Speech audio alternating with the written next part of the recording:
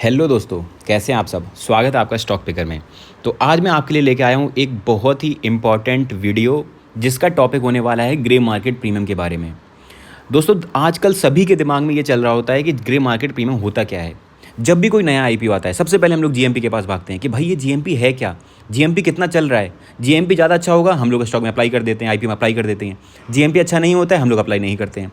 तो चलिए, ये तो जीएमपी को हमने देख लिया कि हाँ इसके हिसाब से मार्केट में चलता है। लेकिन क्या हमने जानने की कोशिश की एक्चुअली में ये जीएमपी है क्या। आखिर क्या चीज़ें हैं जिसकी वजह से ये जीएमपी बदलता है। आखिर क्या चीज़ें जो इसको डिराइव करती हैं। तो इस वीडियो के अंदर मैं इन सारी चीज़ों को डिस्कस करने वाला हूँ। तो हम लोग सबसे पहले इस वीडियो में डिस्कस करेंगे कि ये जीएमपी होता क्या है। जीएमपी यानी ग्रे मार्केट प्रीमियम चलता कैसे है और क्या कारण होते हैं कि इसमें ऊपर नीचे ये होता रहता है। दूसरी चीज़ हम लोग जो डिस्कस करेंगे कि इस मार्केट में, ये जो ग्रे मार्केट है, इसमें कौन लोग होते हैं जो ट्रेड करते हैं और क्या हम इसमें ट्रेड कर सकते हैं या नहीं कर सकते हैं। दूसरी चीज़, और जो तीसरी चीज़ है जो कि सबसे इम्पॉर्टेंट है, हम लोग इस चीज़ को समझेंगे एक डिटेल्ड एग्जाम्पल के साथ। एक हम लोग लेंगे कॉमन सा एग्जाम्पल और फिर हम उठाएंगे पास्ट के कुछ आईपीओ जिनके जीएमपी के बेस पे हम लोग देखेंगे कि जीएमपी का क्या रोल रहा है उनके लिस्टिंग प्राइस पे। तो इन सारे सवालों का जवाब मैं इस वीडियो के अंदर देने वाला हूं, तो कृपया वीडियो में एंड तक बने रहें। देखिए दोस्तों, अगर आपको रियली में सीखना है तो आज आप वीडियो में एंड तक बने रहें पेशेंस के साथ, तो आपको इस वीडियो के अंदर सारे सवालों का जवाब मिल जाएगा। तो बिना टाइम वेस्ट किए मैं शुरू करता हूँ। इससे पहले आप चैनल को सब्सक्राइब कर लें और शेयर कर दीजिए किसी दोस्तों को, ताकि कोई भी नई वीडियो में इन्फॉर्मेटिव वीडियो लाता हूँ तो आप तक पहुँच जाए। और टाइम वेस्ट नहीं करते, सीधे मेन पॉइंट पे आते हैं। तो सबसे पहले दोस्तों हम लोग समझते हैं कि ये बेसिकली मार्केट, ये जो मार्केट होती है अपनी, ये होती क्या है। मार्केट देखो दोस्तों, एक ऐसी चीज़ है जहाँ पे आदान प्रदान होता है चीज़ों का पैसों के साथ या फिर चीज़ों का चीज़ों के साथ। फॉर एग्जांपल, आपने कुछ सब्जी ली, उसके लिए आपने उसको दिए पैसे, तो ये एक मार्केट हो गई। ठीक है, सेम चीज़ हो सकता है शेयर के साथ में भी। शेयर में भी ऐसा ही होता है। आपने क्या लिया, आपने शेयर लिए और शेयर के बदले में आपने पैसे दे दिए, या फिर आपने पैसे दे दिए उसके बदले में शेयर ले लिए। तो ये जो आदान प्रदान हो रहा है, लेन देन हो रहा है, इस चीज़ को कहते हैं मार्केट। ये मार्केट में होता है। अब हम लोग दोस्तों ये समझते हैं कि चलिए, ये तो हो गई शेयर मार्केट के बारे में। अब हम समझते हैं ये मार्केट होती कितने टाइप की है। तो ये जो मार्केट होती है कुल मिला के तीन प्रकार की होती है। एक होती है वाइट मार्केट, दूसरी होती है ब्लैक मार्केट और तीसरी होती है आपकी ग्रे मार्केट, जो कि आज हमारा टॉपिक रहेगा। तो सबसे पहले हम इन तीनों चीज़ों को लाइन से समझते हैं। तो सबसे पहले हम जानते हैं कि वाइट मार्केट क्या होती है। वाइट और ये मार्केट, दोस्तों राइटिंग पे ध्यान मत देना, चीज़ें समझ में आनी चाहिए, वो इंपॉर्टेंट है। देखो वाइट मार्केट क्या होता है। जैसे कि वाइट मार्केट, एक तो सबसे इसकी पहली क्वालिटी होती है कि ये एक लीगल होता है। दूसरी जो इसकी क्वालिटी होती है कि अगर यहाँ पे कोई लेन देन होता है और अगर उसमें कुछ गड़बड़ी होती है तो आप जा सकते हैं किसके पास, आप पुलिस के पास जा सकते हैं, आप कोर्ट के पास जा सकते हैं कि भाई इसने मेरे साथ फ्रॉड किया है। तो उसकी वाइट मार्केट में जो भी लेन देन होगा, अगर उसमें कोई फ्रॉड होता है तो आप एक लीगल एंटिटी के पास जा सकते हैं। यानी जो वाइट मार्केट में जो भी लेन देन होगा वो आपका लीगल होगा, प्लस उसको कोई ना कोई एंटिटी होगी जो रेगुलेट कर रही होगी। अब हम लोग समझते हैं वाइट मार्केट के एग्जाम्पल क्या है। तो वाइट मार्केट के एग्जाम्पल में सबसे पहले आता है अपना, एक तो एनएसई और दूसरा बीएसई, जहाँ पे हम लोग के जो स्टॉक लिस्टेड होते हैं, जैसे नेशनल स्टॉक एक्सचेंज हो गया आपका और एक बॉम्बे स्टॉक एक्सचेंज हो गया। तो दोस्तों क्लियर हुआ, वाइट मार्केट सिंपल सी चीज़ है, एक ही लीगल एंटिटी है और यहाँ पे कंट्रोल भी रहता है। अगर आपको कुछ फ्रॉड होता है तो आप इसमें कोर्ट के पास जा सकते हैं, पुलिस के पास जा सकते हैं। और ये लेन देन कहाँ पे होता है, जैसे मान लो आपका इसका एग्जांपल हो गया नेशनल स्टॉक एक्सचेंज या फिर बॉम्बे स्टॉक एक्सचेंज। दूसरा आता है ब्लैक मार्केट। देखिए ब्लैक मार्केट में क्या होता है, ब्लैक मार्केट में इलीगल धंधा होता है। Black market is an illegal thing, illegal चीज़ है ये। और अगर इसमें आप पकड़े जाते हैं तो इसमें, अगर मान लो इसमें आप पकड़े जाते हैं तो आप पुलिस या फिर कोर्ट आपको पेलती है खूब।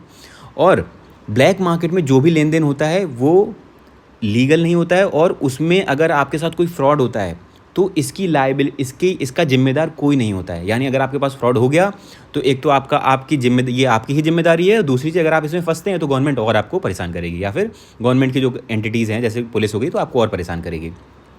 जैसे इसका एग्जाम्पल हो गया, वो हो गया स्मगलिंग, तो ये हो गया आपका ब्लैक मार्केट। अब हम लोग दोस्तों समझते हैं कि ग्रे मार्केट क्या होता है, जो कि हमारा मेन इसका टॉपिक है, ग्रे मार्केट। तो देखिए ग्रे मार्केट क्या होता है, ये एक ऐसी एंटिटी होती है जो होती तो लीगल है। लीगल हुआ ना, क्या मतलब अगर आप ग्रे मार्केट में कोई लेन देन कर रहे हैं तो वो लीगल होगा, मतलब गवर्नमेंट या मतलब आपको किसी भी चीज़ में पकड़ा नहीं जाएगा। अगर आपने लेन देन किया, जैसे आपने शेयर्स खरीदे या फिर कुछ बेचा, तो इसके लिए ऐसा नहीं होगा कि आपको कोई कोर्ट में ले जाए या फिर आपको कुछ हो जाए। लेकिन जो इसकी दूसरी जो खामी होती है वो ये होती है कि इसको रेगुलेट कोई नहीं करता है, इसमें रेगुलेशन कोई नहीं है।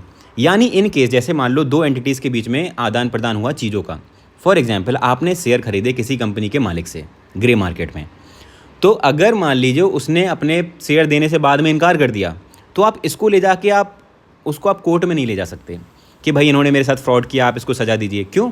क्योंकि इसको कोई एंटिटी रेगुलेट नहीं करती है। लेन देन बुरा गलत नहीं है, लेकिन इसको देखने वाला भी कोई नहीं है। यानी अगर आप फ्रॉड होता है तो इसके जिम्मेदार भी खुद आप ही हैं। तो ये होती है दोस्तों ग्रे मार्केट।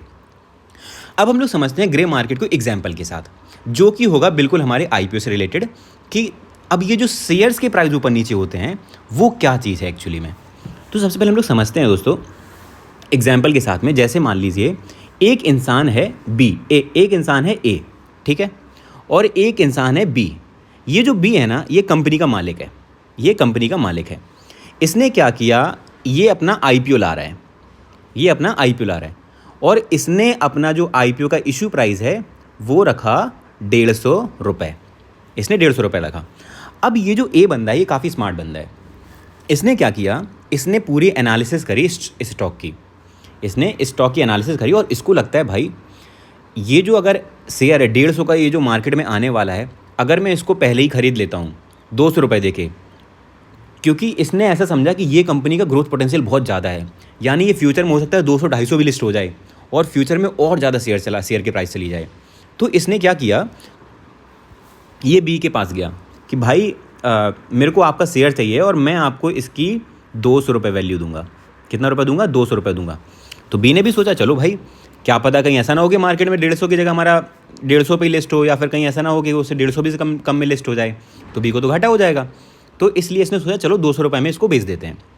लेकिन यहाँ पर जो सबसे इंपॉर्टेंट चीज़ ये है कि A ने B के साथ जो ट्रेड करा वो एक सिर्फ आपका भरोसे पे चल रहा है।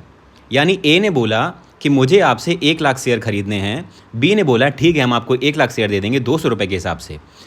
तो लेकिन अगर मान लीजिए बाद में B ने बोल दिया कि हम नहीं देंगे शेयर, अगर मान लो उसका जो स्टॉक है वो 300 पे लिस्ट हो गया और उसका मन हट गया कि भाई नहीं यार 150 से 300 हो गया और यहाँ पे तो इसने मुझे 200 रुपये दिया है तो मैं इसको नहीं दूंगा, तो अगर वो ऐसे इनकार कर देता है तो इसमें A कुछ नहीं कर पाएगा। A पुलिस के पास भी नहीं जा सकता, A कोर्ट के पास भी नहीं जा सकता। समझिए इस चीज़ को, समझ गए? तो A कोर्ट के पास नहीं जा सकता क्योंकि ये बस लीगल है, इस पर रेगुलेशन किसी का नहीं है। सिमिलरली अब अगर मान लो इसने A ने B को बेच दिया, और सिमिलरली A भी कर सकता है। अगर मान लीजिए ये 150 रुपये की जगह अगर मान लो 50 रुपये पे आ गया, 50 रुपये पे लिस्ट हुआ स्टॉक में, स्टॉक एक्सचेंज में, तो A ने बाद में बोल दिया कि भाई नहीं मेरे को नहीं चाहिए आपका शेयर, मेरे को आपका शेयर नहीं चाहिए, मैं नहीं दूंगा आपको पैसे, तो B कुछ नहीं कर पाएगा। तो ये सिंपल सी चीज़ है। अब हम लोग समझते हैं कि अगर मान लीजिए इसकी तीन बेसिकली तीन, तो यहाँ पे आपको देख के समझ में आया कि इसकी 3 कंडीशंस बन रही हैं। जैसा कि इशू प्राइस उसका 150 था, 150 प्राइस इशू होने पे अगर मान लो मार्केट खुलती है, ठीक है, मार्केट खुलती है, और अगर मार्केट खुलती है ऑन द सेम प्राइस जिसको बोलते हैं हम एट पर, यानी मार्केट आपकी खुली 150 रुपये में, समझ गए? अब 150 रुपये में जो आपकी मार्केट खुली है, तो यहाँ पे देखिए दोस्तों A ने जो B को दिया था वो दिया था 200 रुपये, समझ गए? A ने B को 200 रुपये दिया, तो अब अगर मान लो मार्केट 150 पे ही ओपन हुई तो इसमें घाटा किसका हुआ? साधारण सी बात है, घाटा A का हुआ। क्यों?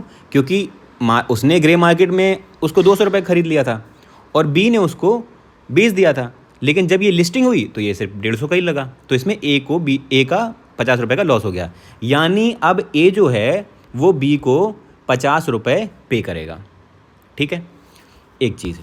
दूसरा, अब अगर मान लीजिए दूसरे केस में जो आपका स्टॉक है वो लिस्ट होता है प्रीमियम के साथ में, मान लो वो 150 की जगह पे हो गया लिस्ट ₹300 पे। ठीक, तो यानी आपका जो ए था, ए ने ₹200 दिए थे बी को एक शेयर के लिए, लेकिन ये जो शेयर है ये लिस्ट हो गया 300 पे, यानी लिस्टिंग के बाद में अब बी को पर शेयर, बी जो है वो ए को पर शेयर के हिसाब से प्लस ₹100 देगा। क्यों? क्योंकि दोस्तों ए ने बी को दिया था, बोला था कि मैं आपका शेयर ₹200 में खरीद रहा हूँ, अब स्टॉक एक्सचेंज में वो 300 का लिस्ट हो गया, यानी बी को ₹100 देना पड़ेगा ए को।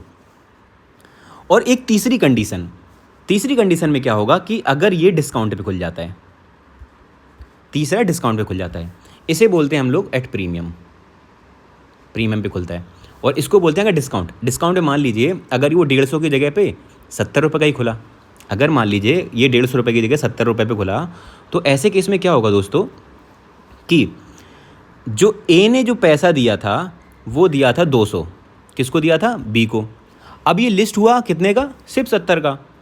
तो इसमें लॉस किसका हुआ? इसमें लॉस हुआ ए का, और अब ए बेसिकली दे रहा है ₹130 बी को।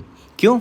क्योंकि बी ने जो शेयर इशू करा था, बी ने जो शेयर इशू करा वो करा था ₹150 का रेस्यू करा, लेकिन वो स्टॉक एक्सचेंज में जाके लिस्ट हुआ ₹70 पे, और ए ने ऑलरेडी ₹200 की बात डील कर ली थी बी के साथ, तो अभी इसको ए आपका बी को ₹130 देगा, यानी यहाँ पे ए घाटे में है और बी फायदे में है। क्यों? क्योंकि स्टॉक एक्सचेंज पे तो उसका 70 में लिस्ट हुआ, लेकिन ये बंदा तो उसको 200 दे रहा था, तो किसका फ़ायदा हो गया? बी का फ़ायदा हो गया।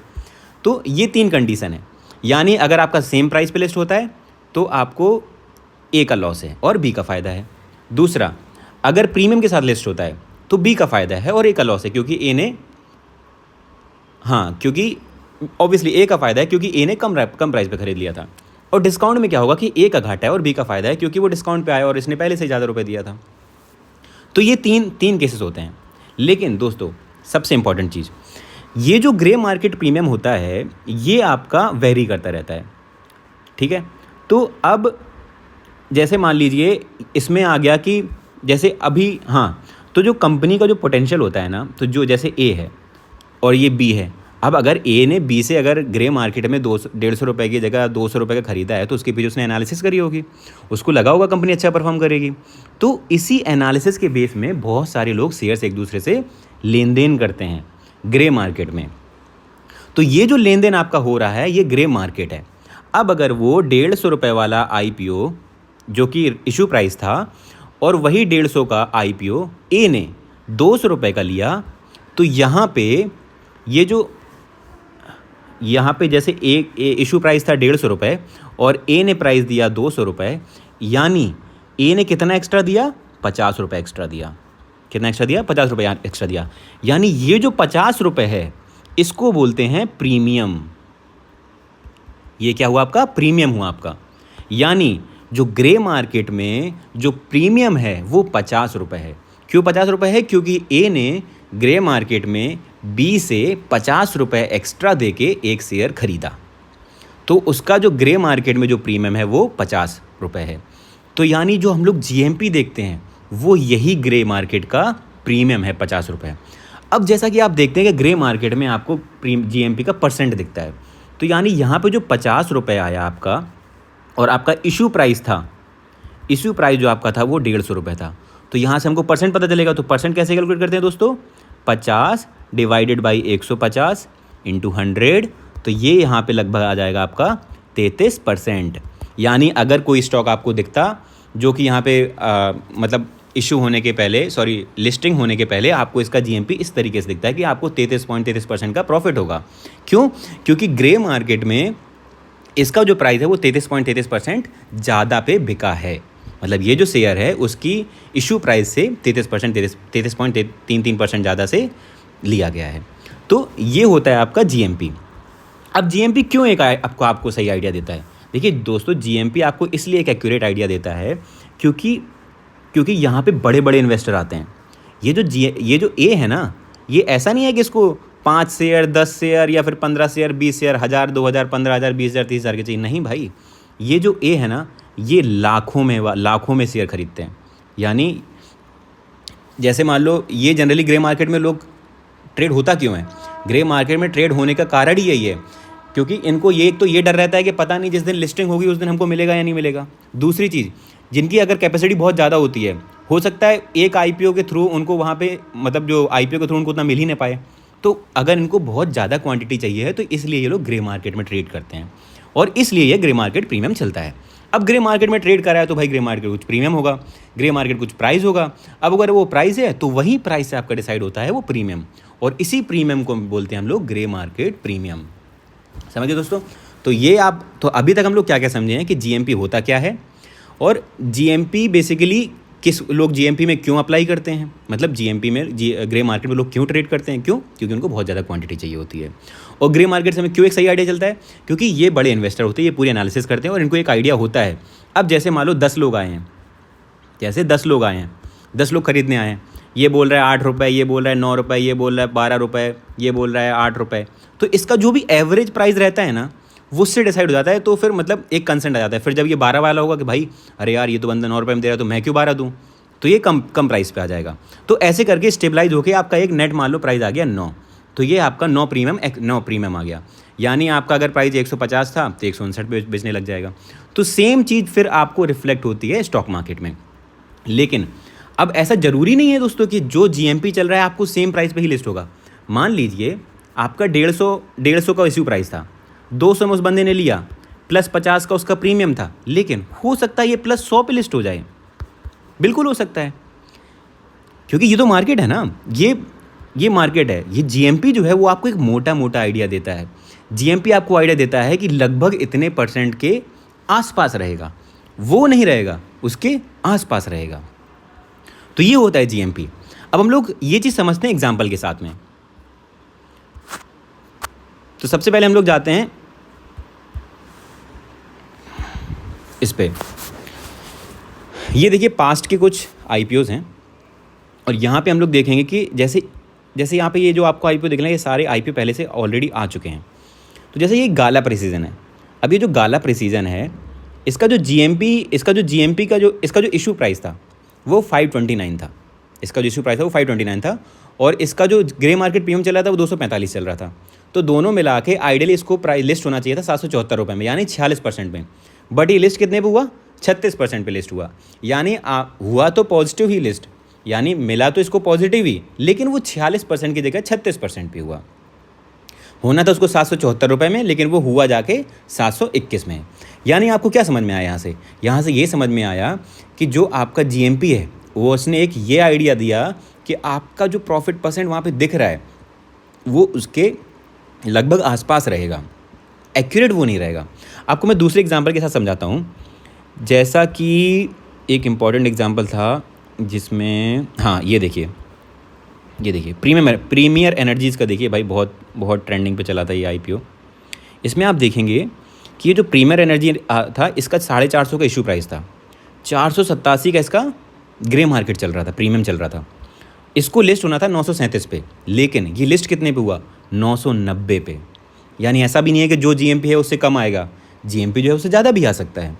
तो ये सब डिपेंड करता है मार्केट पे, समझ गए दोस्तों। तो ग्रे मार्केट आपको एक आइडिया देता है कि आपको आपकी मार्केट में जब वो आईपीओ लिस्ट होगा तो कितने रुपए का होगा। तो यहाँ पे हम लोग समझ गए हैं कि जीएमपी एक्चुअली में होता क्या है, काम कैसे करता है और कैसे ये ऊपर नीचे होता है, और जीएमपी आपको कैसे एक आइडिया देता है। तो आज की वीडियो में दोस्तों इतना ही, और ऐसे ही मैं और भी इन्फॉर्मेटिव वीडियो लाता रहता हूँ। हर एक टॉपिक में मैं डिटेल एनालिसिस करता हूँ। तो आप कृपया मेरे चैनल को सब्सक्राइब करें ताकि फ्यूचर में अगर मैं कोई भी वीडियो लाऊँ तो आप तक पहुँच जाए। आज की वीडियो में इतना ही, थैंक यू।